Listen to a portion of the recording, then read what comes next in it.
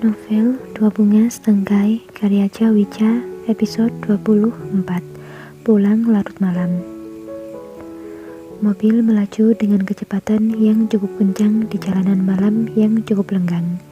Dikawal oleh beberapa polisi di bagian depan maupun belakang mobil yang dikendarai Hanafi, membantu menyibakkan keramaian kota di malam hari. "Tuan," sapa Lina dalam keheningan. Jawab Hanafi acuh sambil memejamkan mata, bersandar pada kursi mobil. "Mungkin Tuan bisa tidur lebih dulu, sambil menunggu kita sampai di perbatasan kota. Perjalanan masih memakan waktu yang cukup lama." Penjelasannya ragu-ragu, melirik di kaca spion mobil, melihat wajah Hanafi yang sudah mulai kesal. Hanafi nampak sudah mulai kesal dengan semua orang yang ada di sekitarnya. Ia tak ingin makin terbawa emosi jika menjawab setiap pertanyaan dari Lina yang pandai berbicara itu. Ditambah lagi, ia tak ingin menyakiti hati wanita siapapun itu. Kini di pikirannya hanya terdapat Insa, dan Insa. Betapa bodohnya aku. Lain kali aku akan membawanya pergi jika aku ada acara sampai larut begini. Setidaknya aku bisa melihat senyumnya setiap saat. Baru sehari saja aku tak melihat wajahnya, kenapa rasanya rindu sekali. "Insa, tunggu aku pulang." Hanafi berkali-kali mengumpat dalam hati tentang agenda makan malam yang dilakukannya hari ini. Ia sama sekali tak menikmati makanan apapun di sana. Semua terasa hambar, padahal semua makanan yang terhidang di sana adalah hasil masakan koki handal yang sangat terkenal di kota B tersebut, yang bahkan kelezatannya sudah terdengar sampai mancanegara. Di sisi lain, Lina juga nampak tak enak hati. Ia merasa bersalah untuk pertama kalinya. Ia melihat Hanafi dengan raut muka yang sangat gelisah seperti itu. Sungguh, istri dari Tuan Hanafi sangat beruntung bisa mendapat suami sepertinya. Tuan Hanafi rupanya juga sangat mencintainya. Lina melirik lagi Hanafi yang sedang terpejam. Raut mukanya nampak sangat masam. Terdengar juga ia bergumam kesal beberapa kali. "Baru pertama kali aku melihat Tuan Hanafi gelisah seperti ini. Biasanya memang ketika ada perjamuan makan malam, Hanafi tak pernah absen dengan klien manapun. Ia tak pernah pilih-pilih. Bahkan pernah suatu waktu Hanafi sampai menginap di hotel kota A ketika menghadiri undangan pernikahan kliennya. Ia beberapa hari berada di sana hanya sekedar untuk berlibur, menghabiskan waktu meski pekerjaannya di kantor sedang menumpuk. Tapi sekarang, Hanafi sudah sangat membenci makan malam. Bahkan para petinggi negara maupun klien yang hadir pun Hanafi acuhkan begitu saja. Tak terasa, kawalan mobil polisi menghilang saat sudah memasuki area pinggiran kota. Kini, tinggal mobil Hanafi menyibak jalanan menuju rumahnya yang nampak sudah berkabut, menutupi sedikit jarak pandang lampu sorot mobil. 23.35, jam tangan digital Hanafi menunjukkan angka. Gerbang sudah terbuka sebelum mobil sampai di rumah utama. Saat memasuki pos penjagaan, terlihat Pak Sardi dan Pak Tono yang masih terjaga.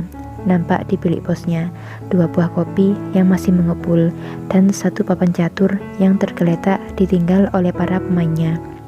Kedua orang itu mengangguk saat mobil yang membawa Hanafi memasuki gerbang. Hanafi membuka sedikit kaca jendelanya. "Tutup gerbangnya." "Baik, Tuan." Serentak mereka menjawab bersamaan, lalu segera menutup gerbang besi tersebut. "Tutup? Kenapa ditutup?"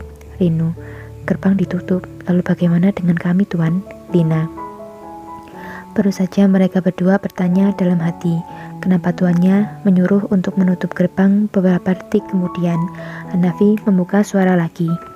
"Kalian berdua tidurlah di rumah belakang. Nanti akan ada yang membantu kalian untuk menyiapkan kamar." Sambil mengendorkan dasi yang dipakainya, lalu berkata lagi, "Ini sudah terlalu larut. Jalanan juga sepi. Lebih baik jika kalian bermalam di sini." "Baik, Tuan, terima kasih," jawab mereka berdua yang hampir bersamaan. "Syukurlah aku bisa beristirahat setelah ini di rumah Tuan Hanafi. Rasanya punggungku sangat kaku." "Rinu, Sepanjang perjalanan tadi, Rino menyetir dengan tidak tenang karena dia ketakutan melihat wajah tuannya yang tak seperti biasanya itu. Bahkan sesekali tangannya kedapatan gemetar menahan takut jika tuannya menyuruh menambah lagi kecepatannya. Untuk pertama kalinya, aku diizinkan tidur di rumah Tuan Hanafi. Ya, walaupun tadi beliau mengatakan rumah belakang. Untung saja aku sudah siap sedia dengan baju ganti di dalam tasku. Lina belum benar-benar berhenti. Hanafi sudah keluar dari mobilnya. Biasanya dia menunggu Reno membukakannya. Kini Reno yang terperanjak karena mendapati Hanafi sudah keluar sebelum dirinya. Astaga, bahkan mobil saja belum benar-benar berhenti. Sebenarnya, kenapa sih Tuan Hanafi ini? Cinta memang bisa merubah segalanya. Hanafi berjalan cepat menuju pintu rumah utama yang sudah terbuka. Ada Mbak Risna dan Mbak Fatimah di sana yang selalu menyambut kedatangannya. Di mana Insa? Dengan tergesa-gesa dan wajah terlihat panik. Nona, sudah di kamar Den. Jawab Risna juga dengan kebingungan melihat wajah tuannya yang gelisah itu. Apa dia tadi menungguku? Iya Den, Nona Insa tadi menunggu Anda, tapi karena sudah larut, beliau memutuskan untuk masuk ke dalam kamarnya, menunggu Aden di sana. Jawab Fatimah memastikan. Apa dia sudah tidur? Saya kurang tahu Den, tapi sepertinya sudah.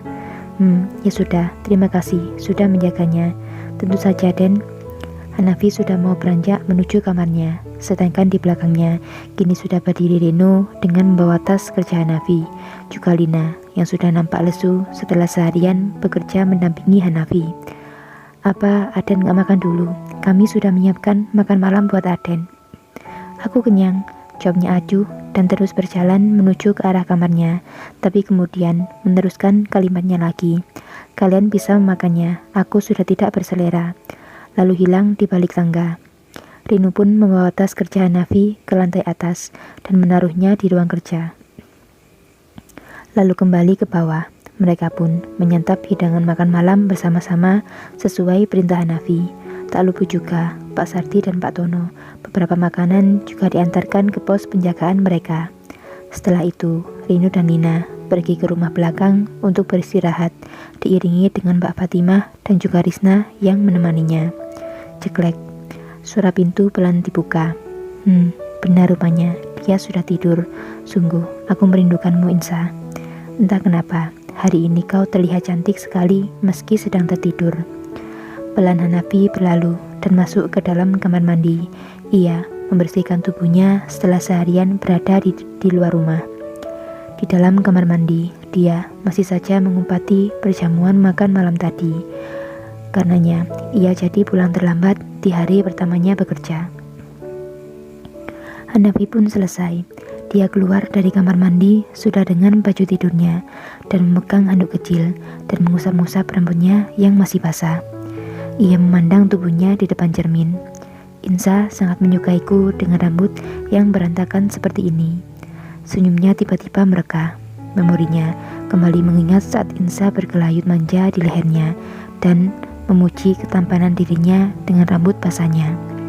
Hanafi pun urung menyisir rambutnya, dibiarkan acak-acakan begitu saja, dengan rambut yang setengah basah. Ia merebahkan dirinya pelan di samping istrinya. Maafkan aku Insa, kau pasti telah menunggu lama. Tidurlah sayang, semoga kau memimpikanku malam ini. Bergumam pelan, menyeringai tipis, lalu kecupan lembut mendarat di kedua pipi, kening, dan bibir mungilnya. Insa hanya menggeliat pelan, dan malah memutar tubuhnya kini menghadap suaminya. Hanafi pun malah tergigit pelan, dan menyelimuti Insa, serta memeluknya erat. Dalam sekejap, Hanafi pun ikut terlelap sambil terus mendekap Insa dalam pelukannya. Bersambung.